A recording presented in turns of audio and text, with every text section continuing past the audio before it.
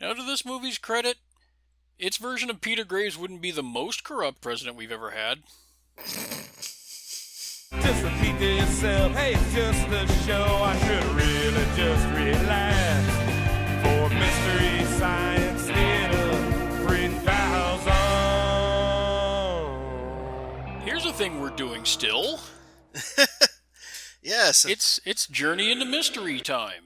Yes, indeed. In today's special episode, we are looking at a very special episode. Yeah, we are not really, but go ahead. We're talking about a movie about clones, and then another movie about clones that is also a clone.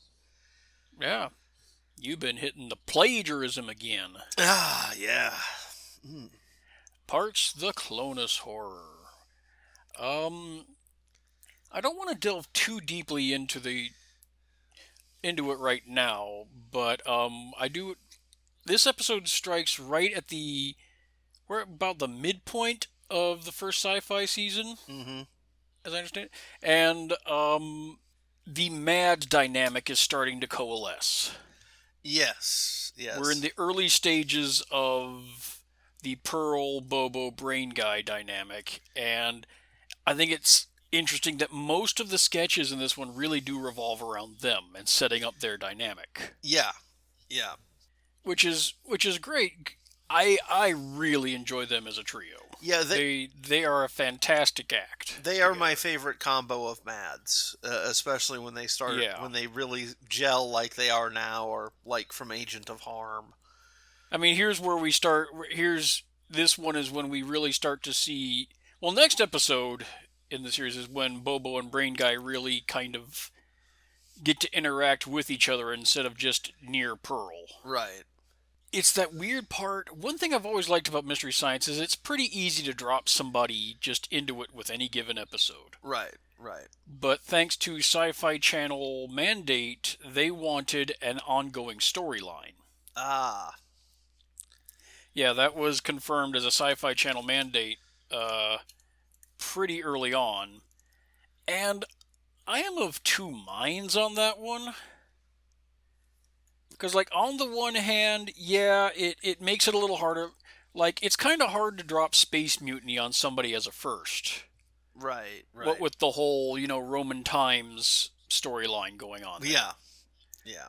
On the other, with the camping planet and the space kids and just a bunch of the stuff throughout the season, it is very fun to see them play around with different genres and different locations. Right. And without that mandate, we wouldn't have, Brain Guy. We might have Bobo, but we wouldn't have Brain Guy. Right. And it does help that they only use the continuing story as much as absolutely necessary. Yeah. It's I was a little weirded out when Deep Ape was blown up in the 4th episode. And then it's oh, okay, I see. And then they just moved to a different thing, and they just kept moving. And it's okay, I see what they're going with now. They're having fun. They're flexing their Sci-Fi Channel budget. Right. And it is a fun dynamic, and I really do like it. This episode in particular,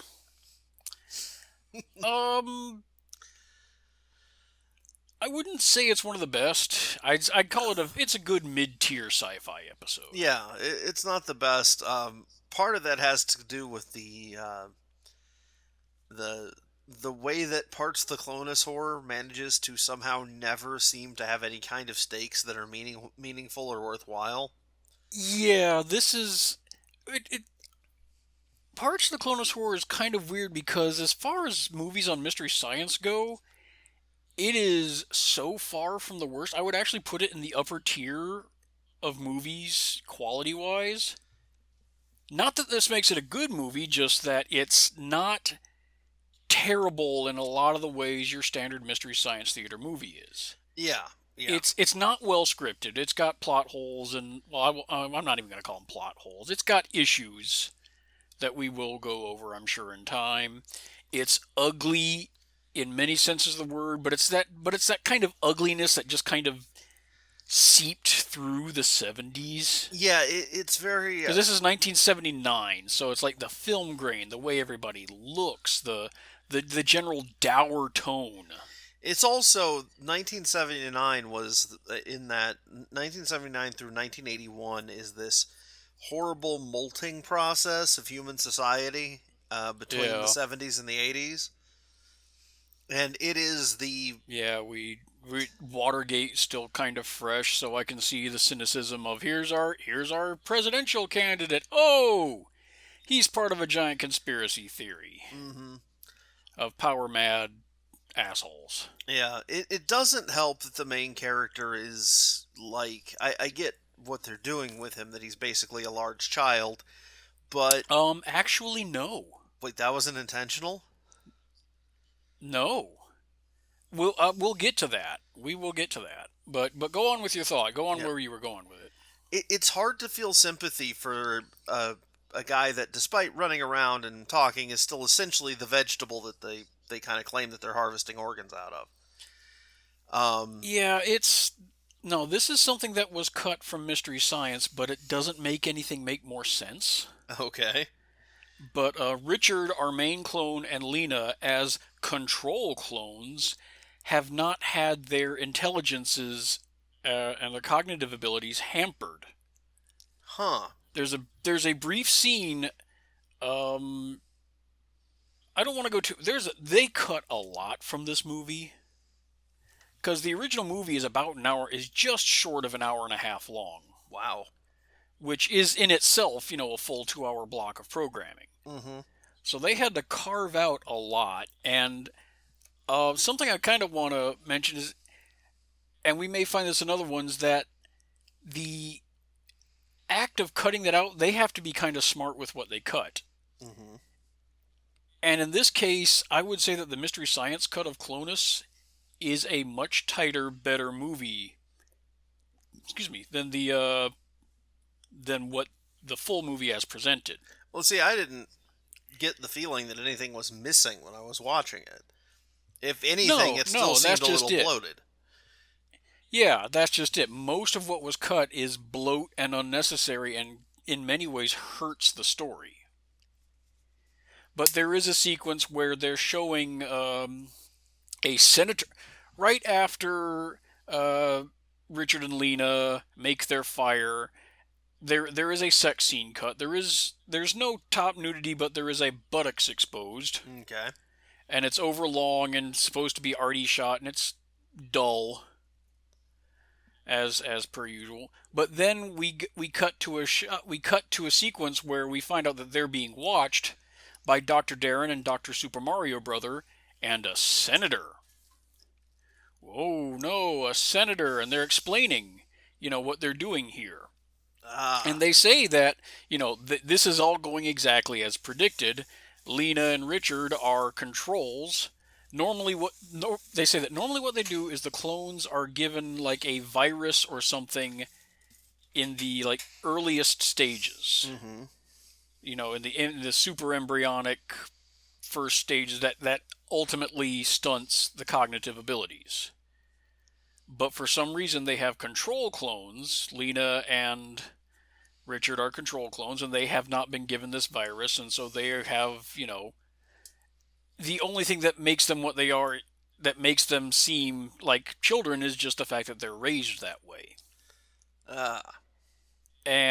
But it doesn't, maybe I missed it, but it doesn't say why they have these clones who could upset the apple cart. Why have the clones with the full cognitive abilities? Certainly, why have them at the same facility? Well, and it's not even that. They don't want to. They normally don't have them interact. Mm-hmm. So they can't formulate a plan. But then Dr. Darren's like, it doesn't matter. We know what they're going to do, and they can't do anything. Ha ha ha ha. Not to say that I'm a better evil clone operator than these people. But it does seem to me that you're giving yourself more obstacles than you need. It's an ongoing theme. Yeah.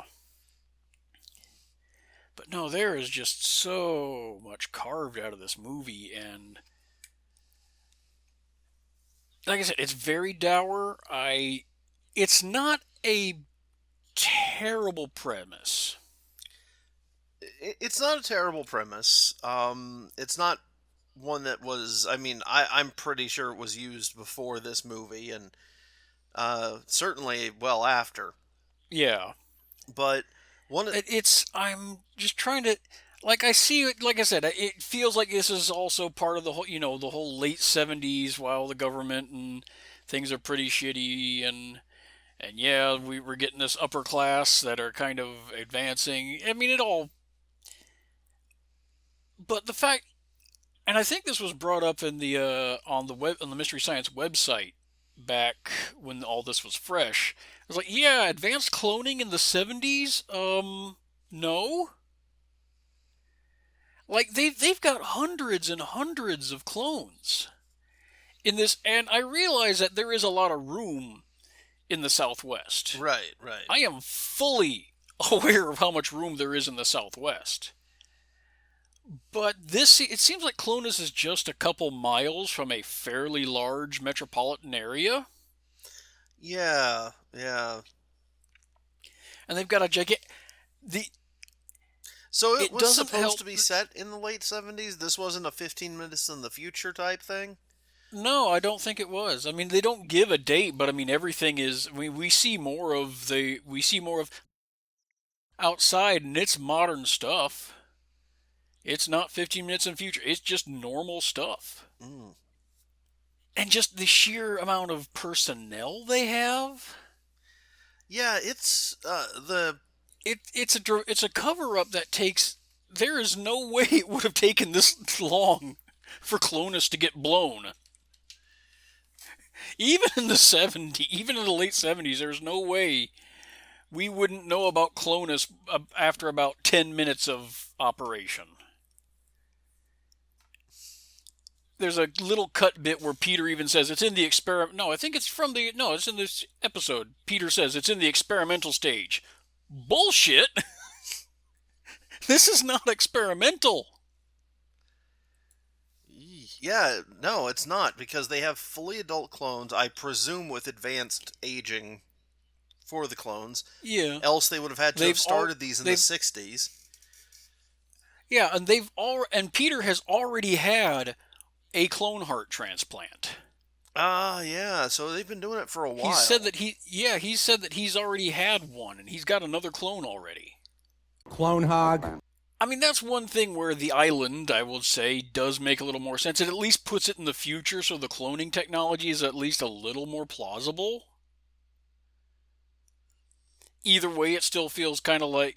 But then you run into the problem, at least with the island, is that wouldn't it just be easier to just, grow the organs in vats at this point? Yeah, probably. I mean, I'm willing to let the 70s one slide on the idea that, maybe they felt they needed the whole human, to have a healthy one, but, I don't know. I don't think that's really, Yeah, I think by the time the island got around to being written, maybe you should have just been growing. I mean, I realize that's not anywhere as dramatic. Oh no, they have my spare liver. I must liberate it. Nah, eh. ain't got that punch. So, question. Do you think Snarky reply. do you think that the character of George Walker is a reference to Bush Sr., who would Hmm. have just stepped down from being head of the CIA a couple of years earlier? I don't know. He's an industrialist. He's not actually in government. He's the guy funding everything. Yeah, it just sort of struck me that you have this sinister figure named George Walker, like Hmm. right after. And we know that this movie is not subtle with the names. Yeah. Because we got, Knight. Hmm. We have the good knight and the bad knight. The reporter's name is Noble. Yeah. So, George Walker, yeah, it could be. Because he also Could strikes be. a rather like sinister, like figure. I mean, with the eye patch and everything, seems very much like and he's the head of a conspiracy. And it would seem And he's an industrialist who is pumping billions into this thing. right. And we know that he is the recipient of clone parts. Mm-hmm. Because at the end we see, like, I guess one of his clones is like when after Peter gets the softball question. What is your stance on human rights? How do you feel about frogs? Why don't you just ask him that? Yeah. Our But we see a shot of a clone in a bag, and he's missing an eye, and then we cut right to Walker, and we see he's got the eye patch, so he's clearly just gotten a fresh eye. Yeah. Yeah. And but yeah, it's Oh, you want a fun fact Oh, about George Walker? go for it. Guess what else guess what probably his best role ever is. I don't know. He's Victor from Airplane. Really? Yes. Roger, Roger. What's our vector, Victor? Yeah. Over. Roger. Huh? Roger, over. What? Hey! Who? Let's see. I'm looking at him on. Yeah, he was Victor on Airplane, and and he's George. That's why he has that gravy skin. That's old makeup to try and make he's George was George Walker. I see. So we have some more time, and I only just kind of noted it's something that doesn't quite come through very well. Mm-hmm. But points for that little bit of synergy. Yeah. There's not a lot to talk about parts of the Clonus Horror in kind of isolation. Yeah. It just kind of stumbles from plot point to plot point. Yeah. Especially since there's a lot of things which are just, you have to wonder. He finds the beer can. Mm-hmm. And he's like, oh, I found this thing. I think it's from America. How hard would it have been to go, oh, yes, this is a piece from America. It must have washed down the river. We have to make... Yeah. And that would have shut it down immediately. But no, they go with this, no, it's a nonsense word. No, it's a mineral from the river. Yeah, that Dr. Darren does not... One, that Dr. Darren goes for the, for the nonsense denial, and then doesn't inform the rest of the staff, hey, here's what I said, let's make sure this is consistent because we have a smart clone here. Well, the other thing that strikes me is that it's very obvious that the entire staff of Clonus is not very well paid and does not take their job seriously. Yeah, their guides are kind of terrible. They do a terrible job restraining Richard. There's one of the big cuts they made is the escape sequence out of Clonus is a lot longer than Mystery Science showed. Mm. And Richard actually beats up a dude or two. But no, yeah, the guides are pretty bad. There's actually a sequence when they're explaining to the senator what they're doing where they're like, can we hear what they're saying? Sure. Beep. And the machinery isn't working properly. And Dr. Mario just starts tapping angrily at it, which gets repeated later. So it's like, this your Clonus thing is not all that great. I think that might have been part of the a little bit of a point. shoddy. I mean, like, yeah, I'm sure it was the point, but it's an innately, capitalistic endeavor. There's going to be cost cutting. There's going to be cost cutting, and and I feel like there was probably some evil sows the seeds of its own destruction, going on. Yeah, that is a common literary trope. I mean, let's face it, if Peter Graves hadn't had his brother cloned surreptitiously, none of this would have happened. Yeah, it wouldn't have happened. Although it does now occur to me that with what I know about like the real world and how politics works, that Dark Helmet had it exactly backwards in Spaceballs. Good only triumphs because evil is dumb. Because good is vastly incompetent in most cases, but evil tends to be really stupid. Cough, cough, President Administration cough. Oh, yeah, they're just... I may just go through all the cuts in one shot. But they also cut a ton of sequences of them talking, of George Walker being talked to Mm-hmm. over the phone, and we see him from behind. And I swear, from behind with that saggy KFC skin and the bad, very faded blonde hair. Yep. Well, No, he doesn't look anything like Trump at all. I'm one of the things that this is the thing. The whole movie dripped of the 70s so much, and Hmm. I'd seen it several times before, so it's not like I was paying a whole lot of attention to the screen. Sorry. Yeah, Uh, no, yeah. but it had slipped my mind that he was actually wearing old man makeup, and I just assumed he was just because people were uglier in the 70s. Yeah, there's a great line from the riff tracks of Willy Wonka and the Chocolate Factory with Neil Patrick Harris. By the way, y'all, if y'all haven't bought that and listened to it, do it. Oh, solid It gold is all across that one. that is one of the best riffs.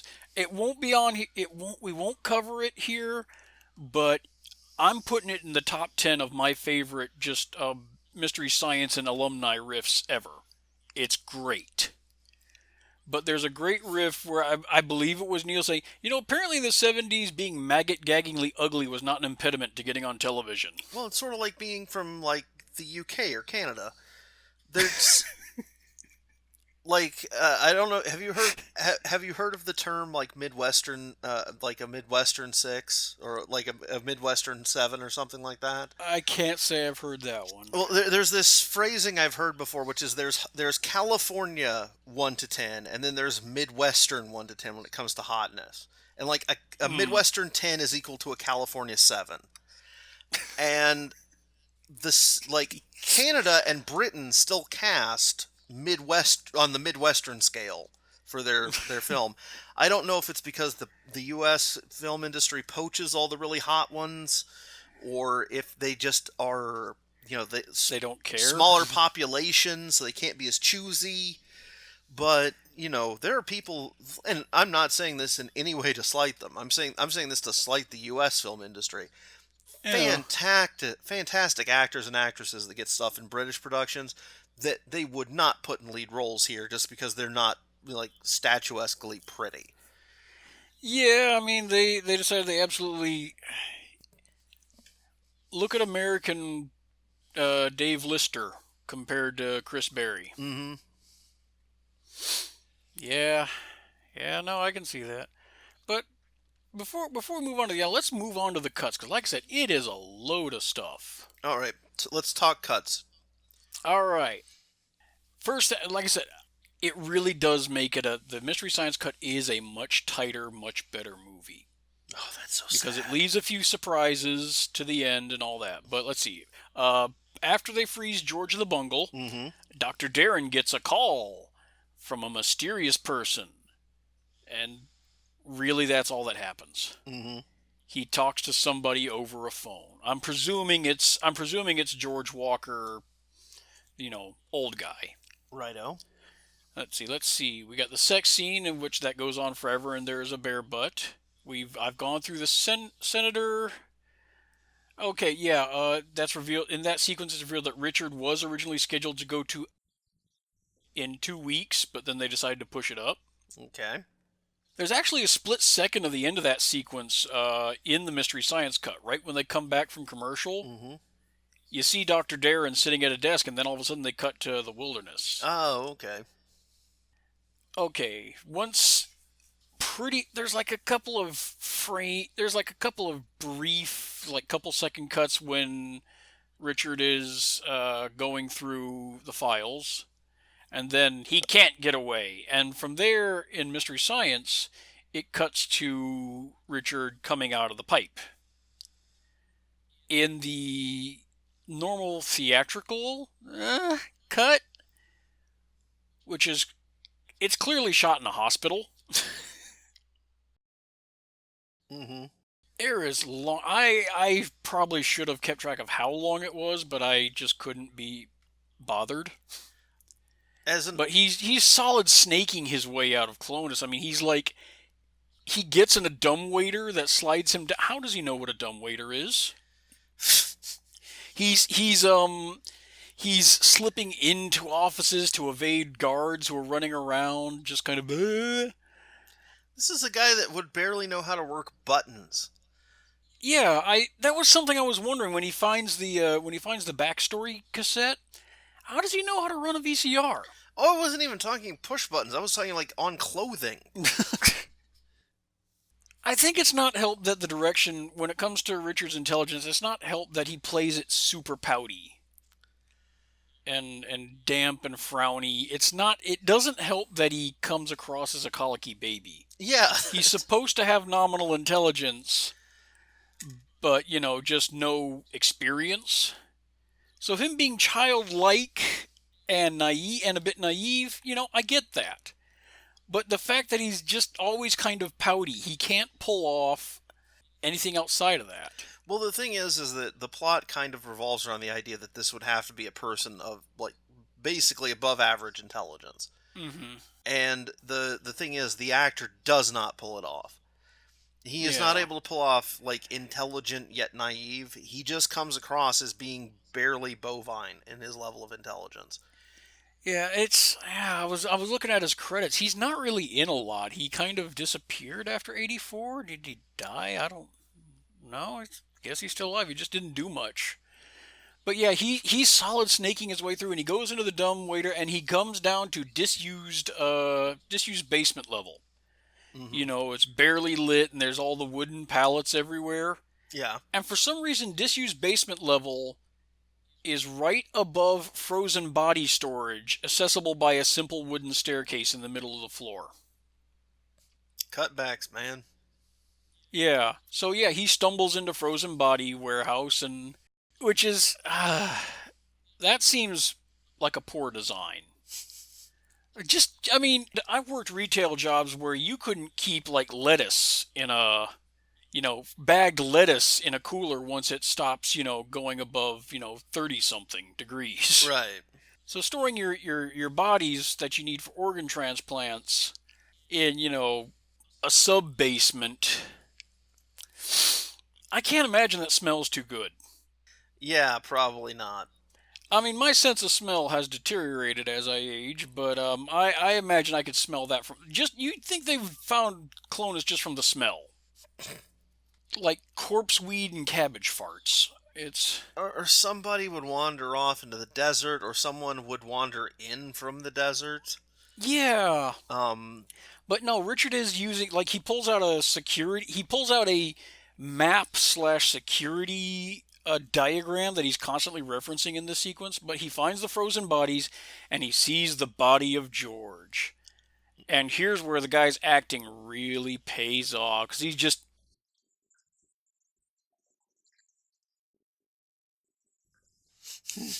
I am going to put that sequence into this video.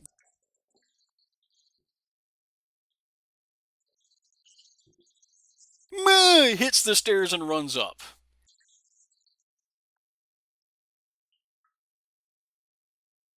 Because just his pouty, mush-faced is that same look that babies get when you give them apricots and they don't want apricots. Yeah, the thing is he does that through the whole movie, and like I said, it makes it really hard to sympathize with him, because he's so whiny and slack-jawed and stupid. You're like, what would be the loss if this guy was chopped up for organs? I feel bad for Lena. She can pull it off. Yeah, no. She can pull off acting well enough to,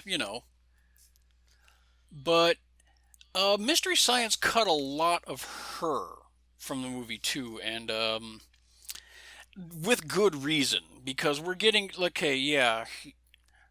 punches a security dude. He picks up where he's out in the tunnel, then he's out in the desert, and he finds a town.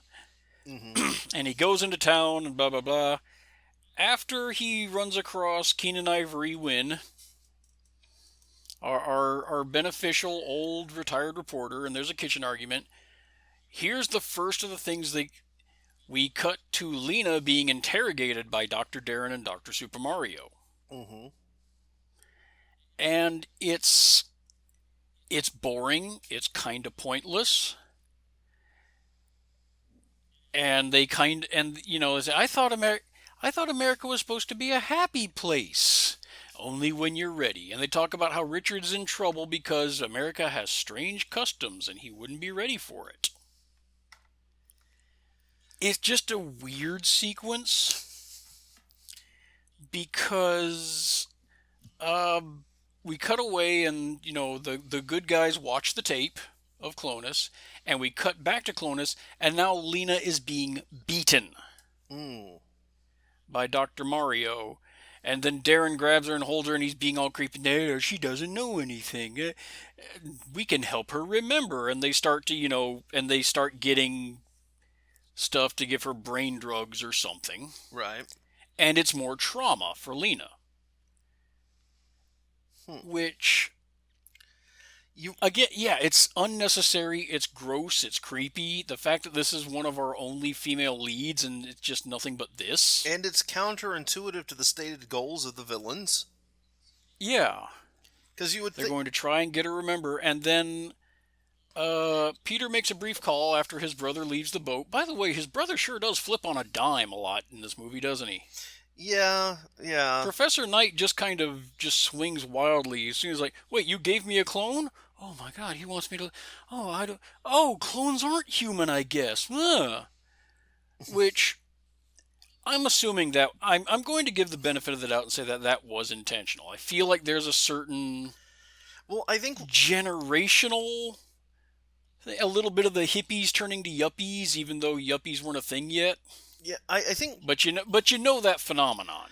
I think what they were trying to get across was the raw temptation of this extended lifespan, the raw temptation of the nigh immortality that they're offering, and it's just like on the first, you're completely horrified until the idea that maybe it means you get to live 60 more years.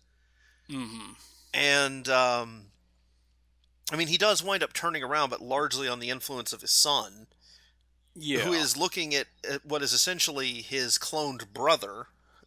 If you're looking at effectively, yeah, and that's the other thing is like the son initially kind of, you read him as like he's going to be kind of yuppie-ish and spoiled second generation wealth or whatever. And he's like, no, this is wrong, man. This is bullshit. Yeah, it's like. This is basically my brother, and they're going to chop him up to give you organs, and you didn't even ask for it? What the hell? Yeah. But most solidly moral Peter character in the movie. What's that? The what's his name's brother, son, is like one of the most, like him and the reporter are the two most solidly moral characters in the movie. Yeah. But After the boat trip, we get a Richard nightmare sequence where we see a few things from his perspective. We get some flashbacks, and there is a gross scene of he's imagining Lena getting her head bandsawed open. It's a brief moment of gore, but it's there, and she's screaming, which, more Lena torment. Great, terrific, that's really fantastic. Yeah. Which, but the problem is, again, we've... just from a movie level, we'll briefly ignore the fact that but just on a pacing and story and presenting things to the audience level, it really hurts the ending when you see Lena get taken and then get questioned and then get beaten and drugged, and then you have what you think is, you've already seen all that, so presenting her getting her head bandsawed open as a dream sequence, that's not a dream sequence. Right. You're presenting it within Richard's nightmare, but it's not. That's happening. And it completely ruins the ending when you see Lena in the window. You know it's going to happen. I mean, you knew it was going to happen anyway, because this movie spends like the prior 5 minutes killing off every one of its heroes. Yeah, and that's actually, and this is the thing. While you took the bullet again this week for watching The Raw, I took the bullet and watched The Island. Yeah. And I gotta say that having, and we'll get into the full comparisons later, but the bummer ending of parts of the Clonus Horror, the bittersweet bummer ending Mm-hmm. is way better than the everything's all right ending that the island gets. Yeah. Yeah, I remember that. I do. I have seen The Island. Oh, okay. I can't say I watched it, but I've seen it. Okay. It was on, like, I was at a hotel. I don't even remember for what reason I was at a hotel. It was on some trip, and I don't remember what. And The Island was just about the only thing on the television. Yeah, I watched So it, I just had it on. and I was intentionally paying attention. Oof. Oh, Sorry. it was difficult. But Oh, we'll get into that. we'll But just yeah, call that foreshadowing. Yeah, but I mean So we've got more Lena torture. Terrific. Let's see. I got my notes here. Yeah, and it's just most of what they cut is like extended stuff that really doesn't mean anything.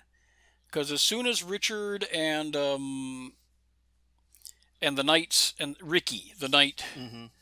the night boy, leave in their Testosterosa, we get a guy who shows up who looks a little like Dr. Mario, but isn't. He just pulls up. They just left a follow them. Do they have the tape? We didn't see it. We need to find the tape. And so we get an extended, they're driving around. They're driving back to Clonus, and we see the car follow them, and we pass a giant Dr. Pepper truck. Blatant product placement. And I say blatant product placement because they pass the Dr. Pepper truck that's parked at the corner, and they make a turn, and then we cut to the Dr. Pepper truck, and the driver pulls out a CB and so he's in on it. That was a stage. They purposely got a Dr. Pepper truck. Yes, indeed. Dr. Pepper, I am ashamed of you. Why did you... I gotta imagine that someone from Dr. Pepper marketing was not paying a great deal of attention. Yeah. But also, wasn't this around the time Yeah. that Dr. Pepper's main advertising campaign had that creepy ad with all the dancing people? That original taste, is making peppers everywhere I go. So maybe they didn't really have it on the ball. Yeah. I think that was before they came up with the I'm a pepper, you're a pepper, the taste made a pepper out of me. Because I remember that from the mid-'80s. Yeah, but... They had Popeye in one of the commercials. They're saluting peppers, tooting peppers. I'm a pepper man. Would you like to be a pepper too? The things I remember instead of high school math. Oh, yeah. That was the one I'm thinking of was the ad with David Naughton. Who I believe actually went on to do real things. But yeah, so it's just like this long... It's just a long driving sequence. It gives us nothing other than, yeah, Clonus has people everywhere. We already know that. Mm-hmm. Let's see, and we move on. Things go pretty much the same. After Peter Graves gets stabbed through the heart, Mm-hmm. the thugs drag his brother away and presumably kill him right then and there. Because the next thing we see is they've knocked him out and they toss him in the pool to join his son and drop a radio in as well to fake the death. Again, we don't need to see them try and do that cover-up. We can pretty well assume. Yeah, it's actually more powerful when you don't see what happens. Yeah, it's a lot more powerful when we don't know what happens to the dude. Mm-hmm. We just know he's... And we go to more Gravy Skin. Mm-hmm. And he's on the phone. It's that same shot. And he confirms that Peter Graves is dead. But then they haven't seen the tape, but there is no tape, so they presume they've somehow figured out, Noble, and so, bomb the place as per normal. Mm-hmm. And that's about it. They just cut all this extraneous padding. What they cut was extraneous padding that solves nothing, and all the Lena stuff, which is both gross and... I'm blanking on the word I'm looking for. It's very fridgy. Yeah, it's very fridgy, but also just from a storytelling perspective, wholly unnecessary. Gratuitous. And really takes a lot of the punch out of the very ending. Yeah. It takes a lot of the punch out of the reveal of what happens to her. Wow, they cut a load out, but it's all very, very useless. Well, before we address the island, I would like to compliment the sketches for this Oh season, yeah. particularly the kids' television sketch. Uh, Agua. Agua. well, I mean, even the first one is like, yeah, I have in fact seen children's TV like that. Mm-hmm. Very, and I think my favorite part of that bit is that Bobo and Brain Guy are similarly entranced. Yeah. They're both staring at it, with a piece of fruit leather in their mouths, just caught totally up in it. Oh, and the other one that was gold was the Mads explain the birds and the bees to the kids. Yeah, I mean, that's when that gave a lot to all three of them as characters. Now, a good mate's gonna drag you, is gonna be able to outrun you for a bit, so just grab onto a leg. Hang on. You're gonna get kicked, that's part of it. Yeah. Oh, I love that Brain Guy's just love as a gossamer beauty. He's very poetic, but ignore it. Thankfully, we've evolved beyond that crap. I really do like the Observers. Oh, Just in general. Brain Guy and Brain Guy and Bobo are my favorite sort of odd couple. Hmm. But I really do. By the time we get through the end of the first sci-fi season, it's pretty well solidified that everybody in the Mystery Science universe is an idiot to some stripe. mm-hmm. What was the quote that they had about the Observers? What's that? What was the quote about the Observers? Like, they were there to demonstrate that just because you're advanced doesn't mean you're smart. Yeah, yeah. But no, I mean everybody in the show is dumb, Mm-hmm. breathtakingly dumb in their own way, and it's really great. Everybody gets their chance to get the wind taken out of their sails. Mm-hmm. And one of the things that I do like about this episode, one of the reasons I like Mike, is it's a demonstration of Mike's willingness to give as good as he gets when it comes to this shit. Ah, Mrs. Forrester. It's like we were talking. Yeah, we're like talking about yesterday. He's got enough dignity and pride to be to be just a little bit angry about a situation to the point where he will try to escape it and he will gloat. Yes. And he does in like several episodes. They know they're going to get punished for the shit they're up to, but it's so worth it just to fuck with Pearl's day. Yeah. Also, I really like how by this point, they are definitely full on into cartoon timing. Mm-hmm. How quick, they have changed into those Silver LeMay outfits within like 5 seconds. Yep. As long as it happens off screen, it can happen as quick as it needs to be. Precisely. And I also find the sci-fi series is also weird because they're supposed to be like 500 years in the future and they're still talking to an audience. Mm-hmm. Yeah. Which makes no sense at all, but you can rationalize it away with, that's what they've done. They've already, it's become routine for them. So talk to the audience they can interact with. Right. The and in one of your favorite things, Mike has some great reaction shots, particularly with Crow's nose job. Yeah, just that slightly open mouth. I generally try. I've been trying in recent years to not make fun of appearances quite as much, just because some things people can't help. All right, fine. I'm not so sure about Colette Breen's nose. That doesn't look natural. It does look small. That looks surgically altered. Yeah. I would. Well, also, it was just you'd see that it was the technology was not quite where it is. Yeah. There. I mean, there's button nose, and then there's I look like a like someone has been playing with me in the character creation options. I put the baby in the crib.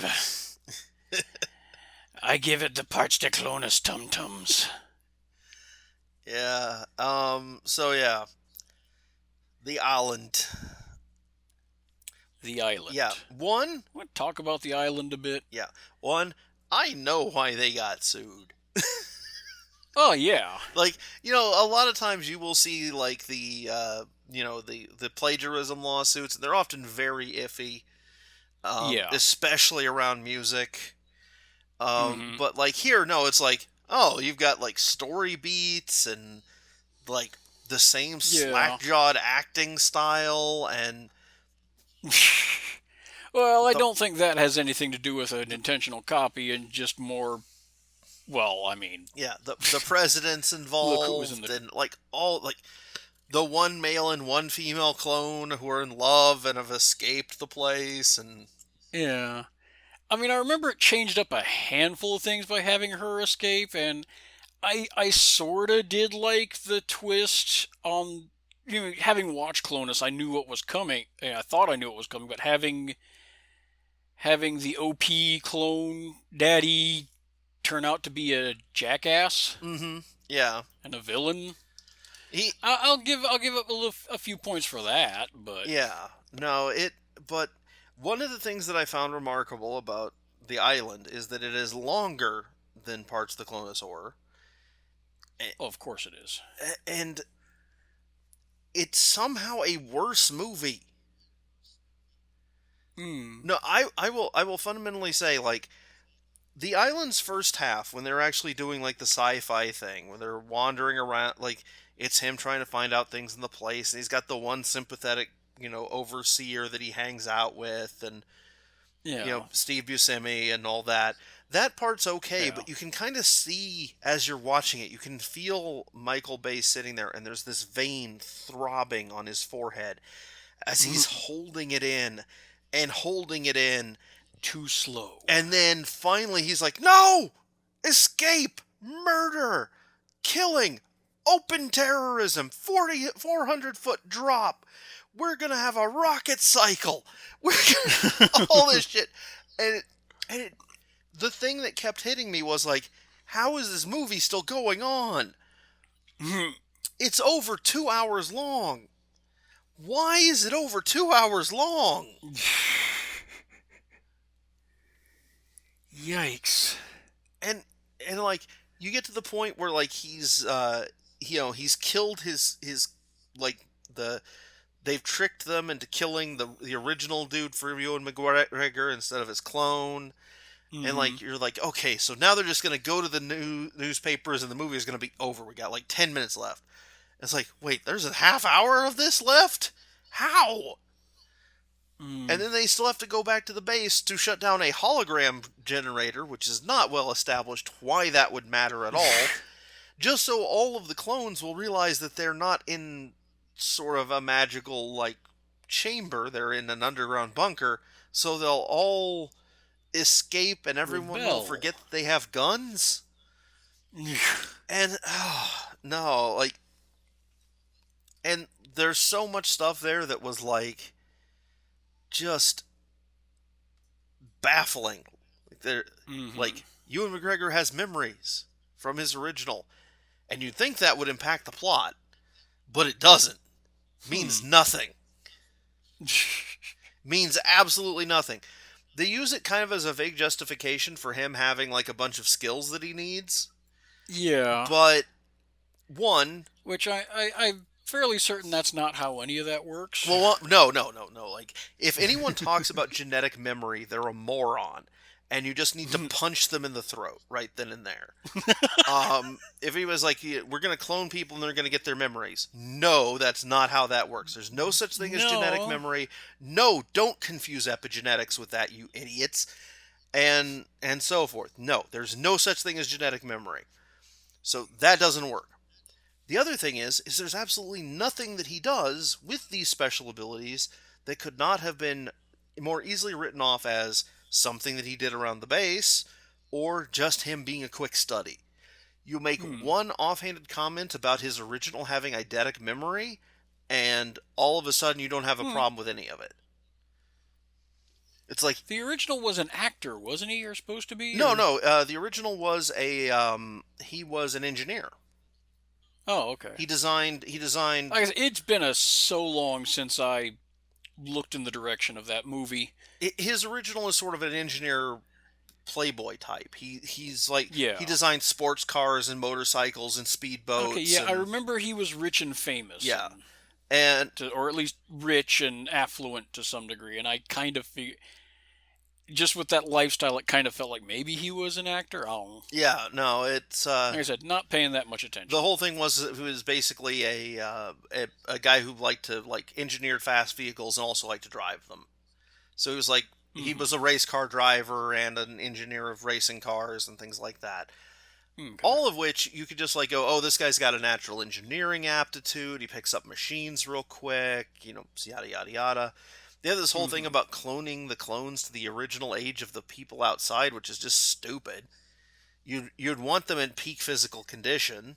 Yeah. You wouldn't clone an old like I said, person. you're still dealing with the issue that if it's that far in the future and things are that enhanced, they could probably do a lot easier. Just go ahead and clone individual organ bits rather than. Well, the thing people. is it was set in now.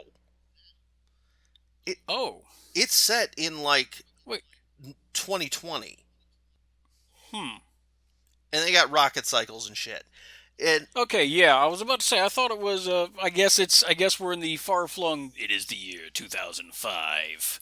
Yeah, but the film was we're made in that in kind of now 2005. future. Yeah, so we're in that kind of now future. Yeah, they actually were doing a 15 minutes in the future thing. They just got it completely wrong. And I will recommend if you can actually track down the rocket cycle chase. It's hilarious because it's modern movie, well, bam!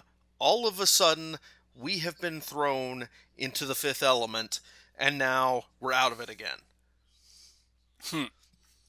Because there's some weird shit with a building moving around, or they wind up getting stuck on a sign on top of a building, and then the bad guys shoot the sign off of the building, and it falls off this giant letter R.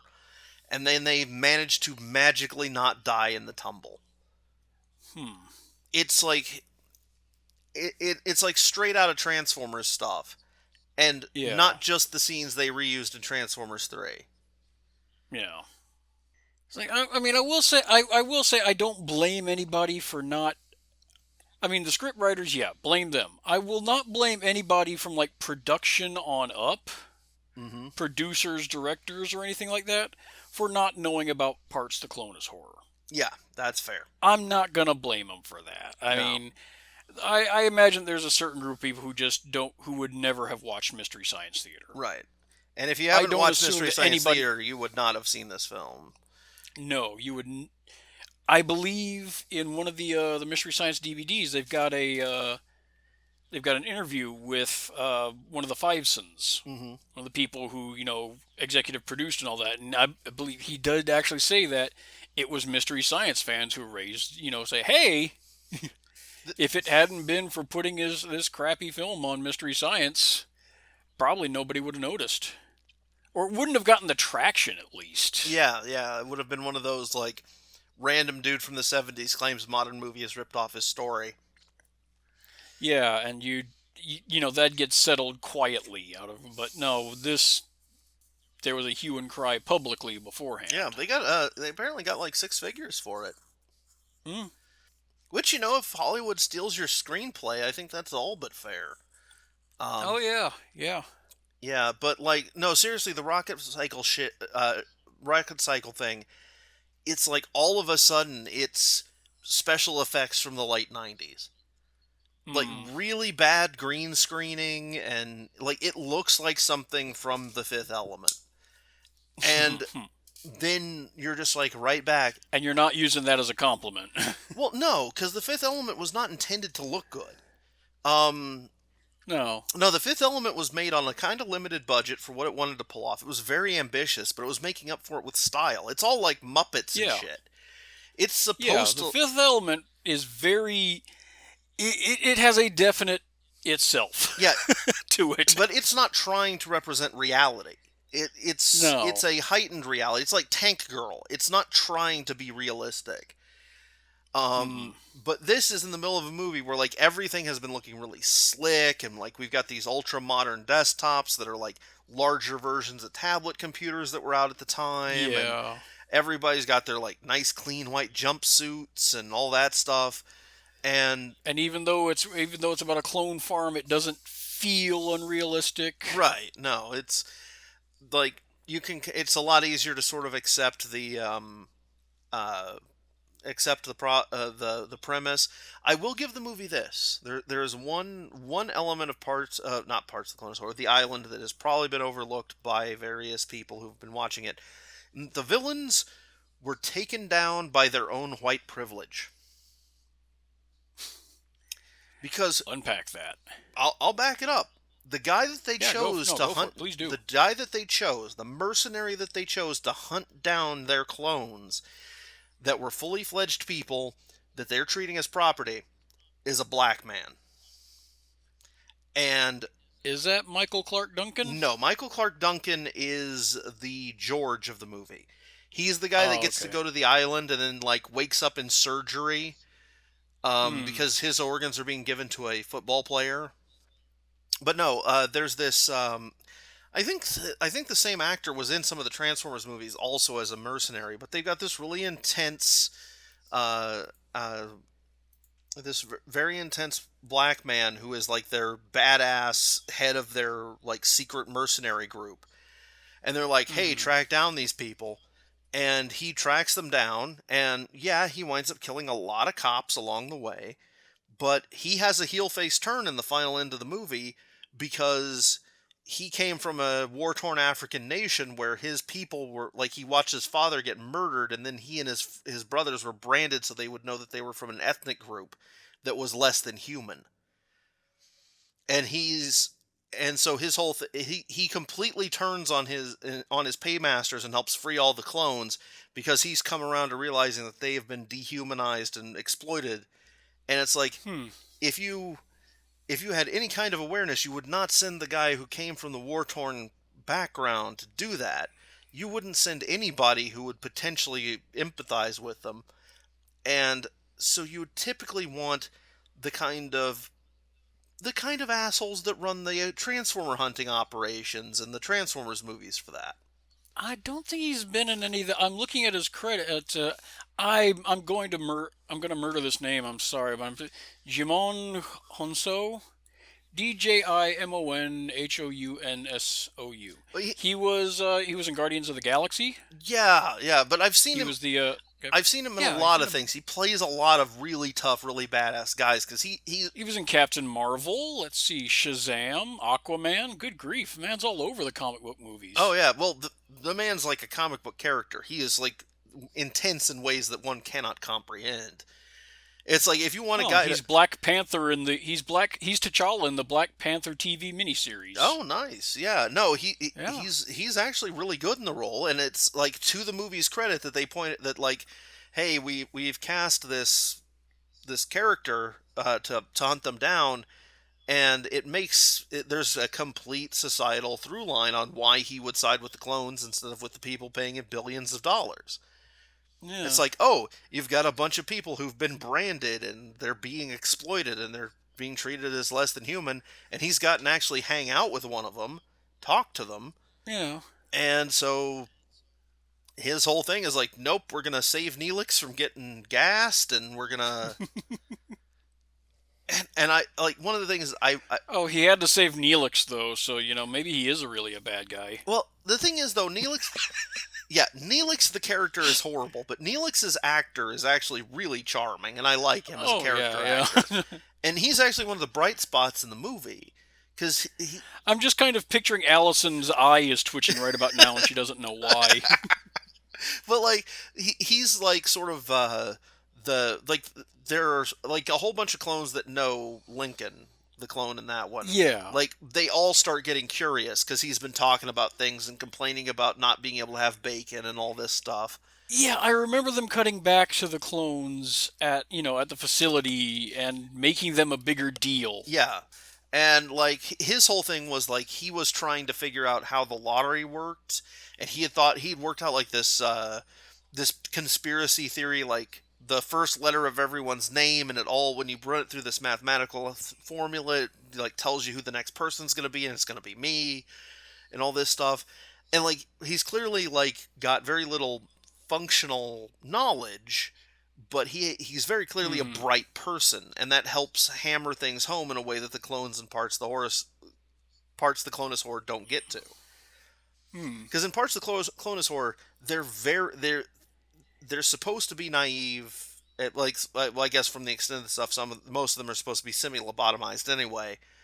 Yeah. But in this one, That's how they're presented. yeah, That is how Parts presents them. and in the island, they do actually present it as the societal control is really essential to what we're doing here.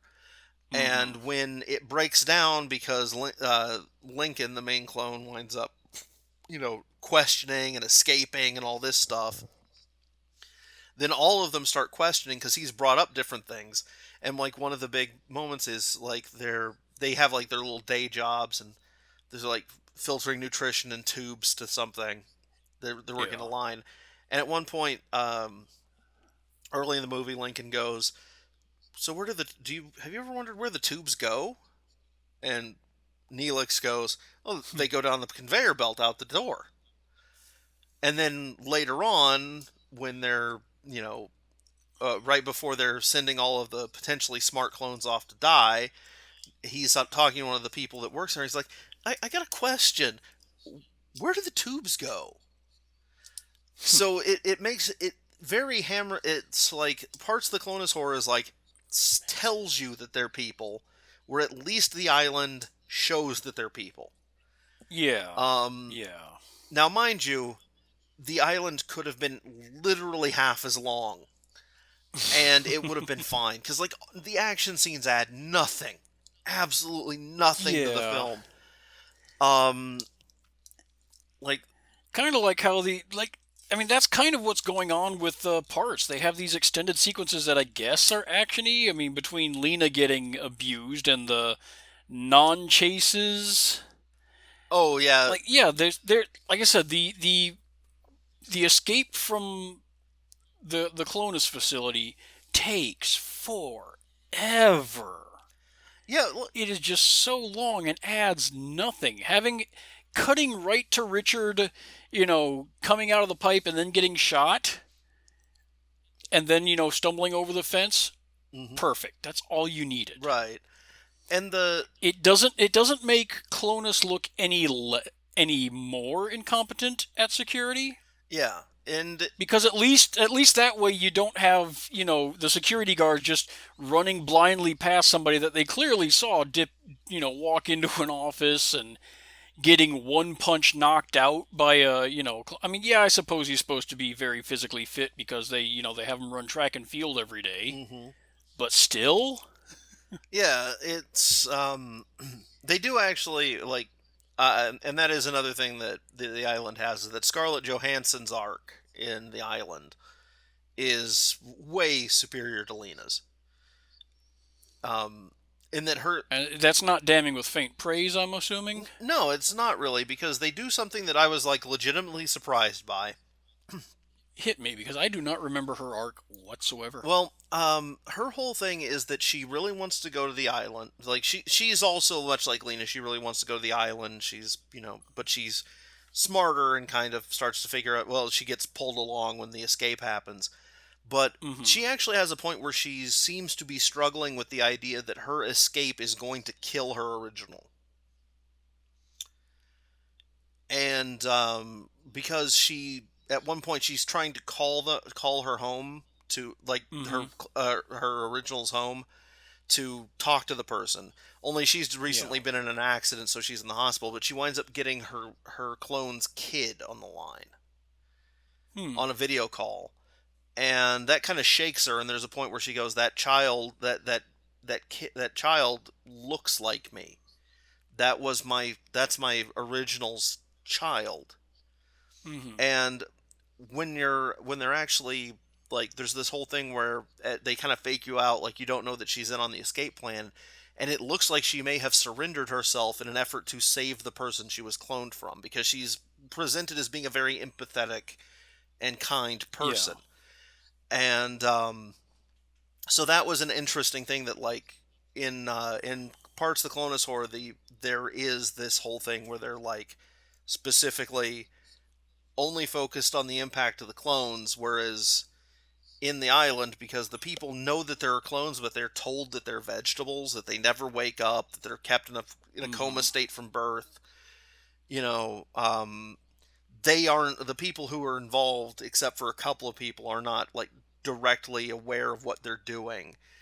And so Hmm. she's like, well, there's this moment where she's like, well, this person I was cloned from has a family. Maybe she does deserve my organs. Hmm. And she overcomes that. But there's also a cute scene where they're in the train station, and someone walks by with children, and both of them are just like delighted because it's the first time they've ever seen children. Hmm. And I guess they were told that there weren't any out, that it wasn't something that happened anywhere but the island. So like the idea that children were being like children, they never, like, there were no children in the facility because everyone was cloned as an adult. So they're Yeah. like, oh my gosh, it's those are children. And you get the feeling that she has this inclination that she wants to have a family. She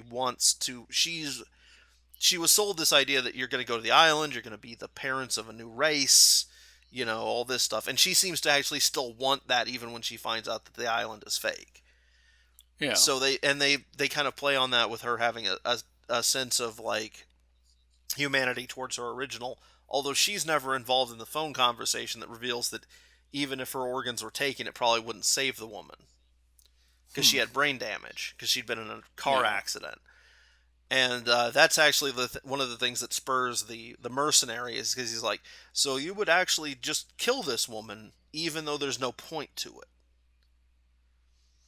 And that's like that, you can kind of see the gears turning in his head. They tie things a little bit better with the characters. If they could have just cut an hour of action scenes out of that movie, it might have actually been pretty good.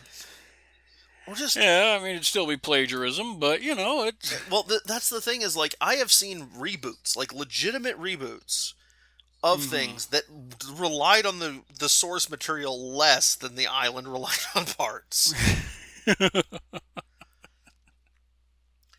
Like, there is less in common between like the Michael Bay Turtles, or the modern like live action Turtles, and Yeah. the original live action Turtles. They have less in common than parts the Clonus Horror and the Island have. Yeah. And they're I under the remember same reading a lot. brand. I remember reading about the case, when it was fresh, and seeing the story. Be like, no, that all lines up, and this all see. I did not have, and I still don't have a seething hatred of Michael Bay, but he wasn't. I can't hold any. It's really hard for me to hold animosity towards any film director who hasn't been, handsy. You know, Yeah. but I mean, he's been a jerk, but I mean, I don't think I could even really hate the guy that directed like Human Centipede. I would want him to maybe get some therapy, yeah. but Well, the island was what 2005, so we didn't have the Transformers movie yet for people to really coalesce some hatred around him. and before that, He did a couple of pretty decent action movies and some turds, mhm. Well, I mean, and I'm not even sure where I was going with that anymore now. people are gonna make shitty movies, but you were saying that you didn't Yeah. hold any animosity towards Michael Bay. Um, and For dang, I've lost the thread there. I'm sorry. sorry, man, I didn't mean to derail you. I'm trying to remember. No, I'm trying to remember what started the not holding animosity towards. Um,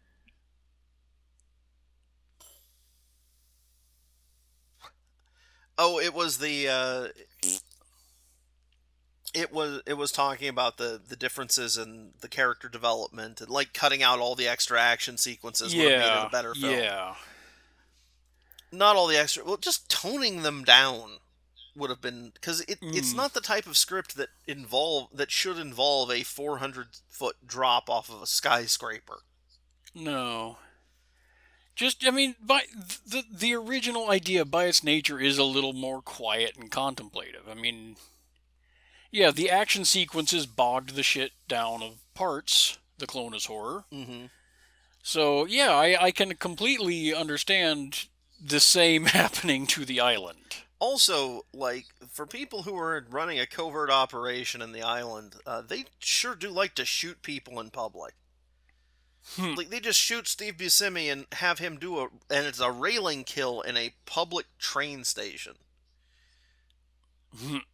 A crowded public train station. Not very covert there. Maybe drag him off to the bathrooms. But, Or, just kind of walk up quietly behind him with, a movie silencer gun and plap. mhm.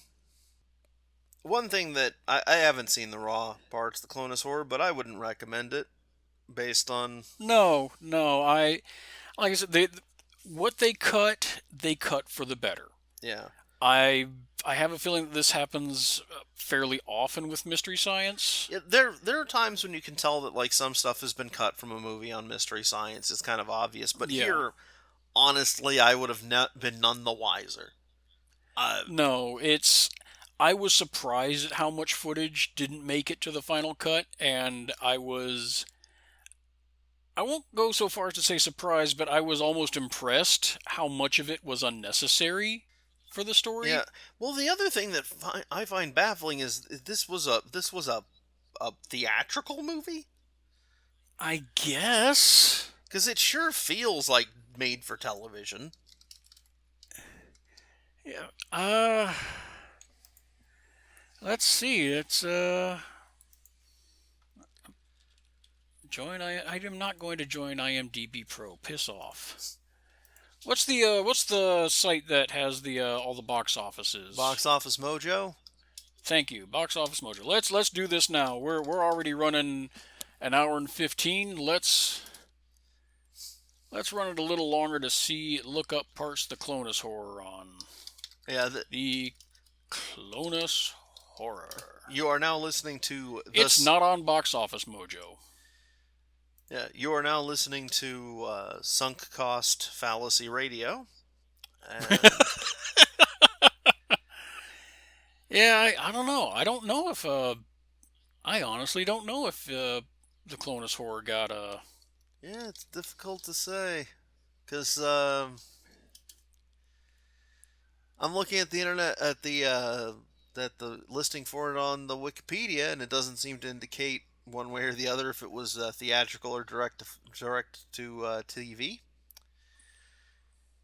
And yeah, although Oh yeah, wow! This was a year before Airplane. you know what, I'm willing to give this thing a little bit more slack since it was produced on $250,000. Yeah. But it has a poster, and that seems to imply that it was in a movie theater at some point. Reception. In 1980, the film was nominated for Best Film Produced for under $1 million by the 7th Saturn Awards, losing to Planet of Dinosaurs. Da fuck. Wow, I've seen Planet of the Dinosaurs. That also was not a great movie. But it came out of it. I'm pretty sure that if it's the one I'm thinking of, because chances are if it's got stop motion dinosaurs in it, I've probably seen it. I think like the only major like dinosaur series I haven't seen is Carnosaurus. I mean, I've. This was a Riff Tracks. It was on Riff Tracks. I've seen this one. Oh yeah, that's the one. Yeah, because I have seen The that dude one. where the Rex Reedy mustache guy gets gored by a Triceratops. Yeah. That's actually a pretty cool sequence. Oh yeah. Yeah. Guy gets impaled by a monoclonius. It's pretty awesome. Yeah. Yeah. Oh. Well, we are now in the part of Wow, our standards were a lot lower back then. sometimes I think maybe our standards should be lowered a bit. Hear me out.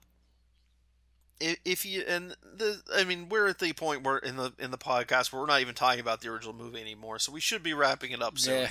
But one thing I would point out is that we have these ultra high standards that require these ultra high budget films, and if you were just good with something that looked like it was made, say, in 2005, you could do that for a quarter of the money now. Just We need mid-tier movies. yeah, you need some Let's go all Jim Sterling on this. We need mid-tier movies. Yeah, totally.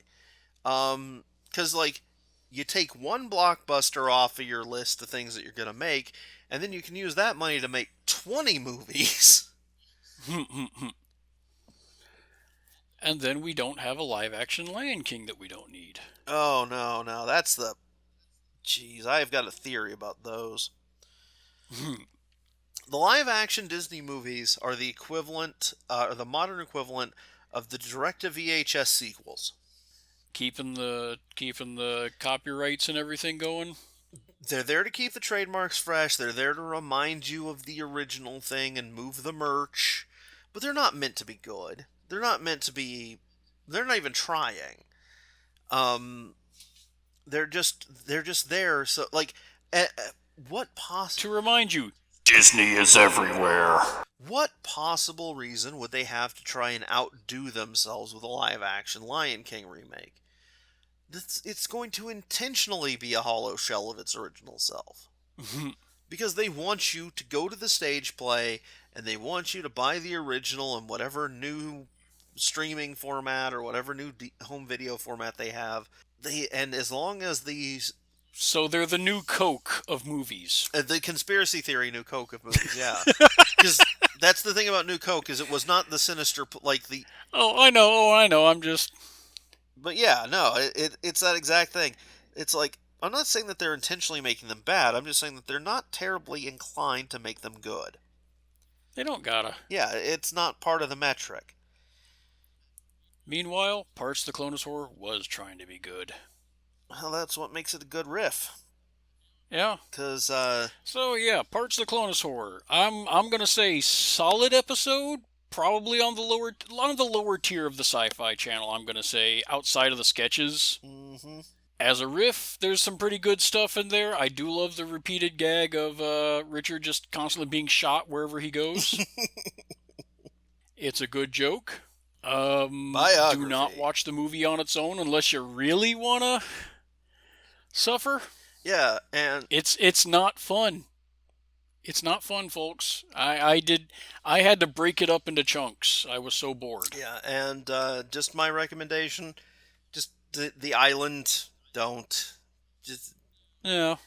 Unless you are, like, willing to not pay very much attention to it and or take some pretty heavy narcotics. I do find it interesting that it improved on it in some ways, but... Well, the thing is how do you make a movie that's more pointless and meandering than Parts of the Clonus Horror with the same story? If it had been the same length... And still have some better ideas on top of it. If it had been the same length as the MST-ery Cade Parts of the Clonus Horror, you just cut out a lot of the gratuitous, pointless action scenes, which were most of the budget, you could have had something interesting. Maybe get somebody in there to clean up the plot holes, and have a director who knows how to direct human beings. Just a thought. Yeah, it's no, I fully buy the idea that Michael Bay is not doing traditional movie making. He's got his own auteur style that's very strange, but that just means that you have to go into it expecting a Michael Bay movie, and even when you're making stuff that's supposed to only really entertain on a visceral sensory level, you still have to have some points where things slow down enough for you to catch your breath. Yeah. Because if there's no change, it's not music, it's just noise. And I think we've made enough noise for this time. Yes. So thank you for joining us into Journey into Mystery. And all that. So... like and subscribe and, I don't know, make some hashtags. Yeah, make some hashtags. Make us some hashtags. Why not? Force this on your friends. Some fine artisanal handcrafted hashtags. Yes. Clone us up a batch of hashtags. insert us unnaturally into situations where we don't belong, like a 400-foot fall in the middle of a movie about escaping clones. Good night, everybody. Oh, dear God, you picked a terrible phrasing for that. I knew it was a bad idea, but I had already committed. uh, Hey, Pipples! Did you like that bit of nonsense? Well, then why don't you click like and subscribe and press that bell or whatever YouTube wants you to do? You can also do us a big solid by joining our Patreon, where you'll get to join us for live streams, get early access to the newest videos, and other such things.